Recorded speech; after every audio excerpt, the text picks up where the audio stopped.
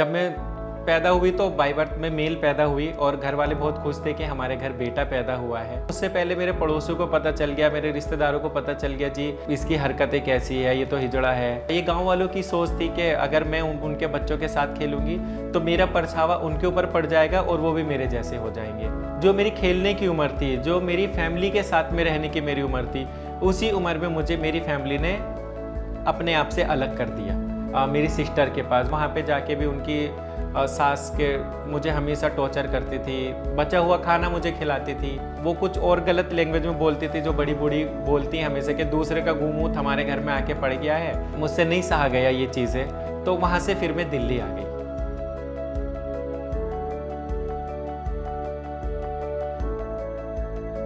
दिल्ली आके फिर ना अनजान शहर, किसी का कोई सपोर्ट नहीं। मैं कितने दिन रोड पे सोई हूँ, कितने दिन मैं अकेले रही हूँ। कितनी कंपनियाँ थी जहाँ पे मैंने प्यून का काम किया है, मैंने टॉयलेट साफ किए हैं, मैंने झाड़ू पोछे की नौकरी की है, लेकिन मुझे 10 दिन 5 दिन से ज़्यादा कोई नहीं रखता था। सब बोलते थे कि आपके तो हाथ पाँव हिलते हैं, आप तो हिजड़े हो। आप भी नहीं बोलते थे वो, तू तो हिजड़ा है ना, तू यहाँ पे जॉब क्यों कर रहा है भाई, तू यहाँ पे जॉब करके तुझे क्या मिलेगा, तेरी वजह से तो यहाँ का माहौल ख़राब हो जाएगा। इस तरीके से मुझे टॉर्चर करते थे।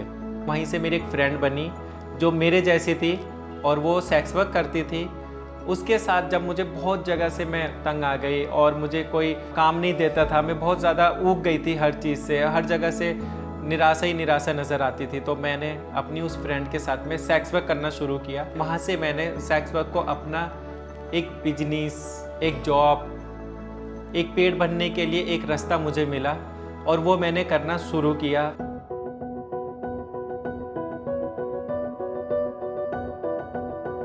शायद उस टाइम पे मुझे पता भी होता कि HIV क्या है, STI क्या है, तो भी मैं करती, क्योंकि उस टाइम पे मुझे भूख लगती थी और मेरे पास खाना नहीं था और वो पैसा मुझे केवल सेक्स वर्क से मिलता था।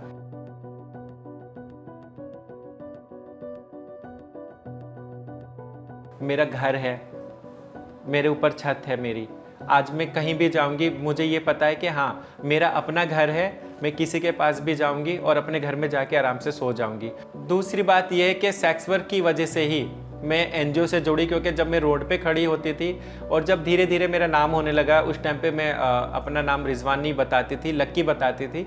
तो धीरे धीरे मेरे को जब जानने लगे कि यहाँ पे एक ट्रांस खड़ी होती है जो कि सेक्स वर्क करती है, तो वहीं से फर्स्ट टाइम मुझे पीयर एजुकेटर की जॉब का ऑफर आया।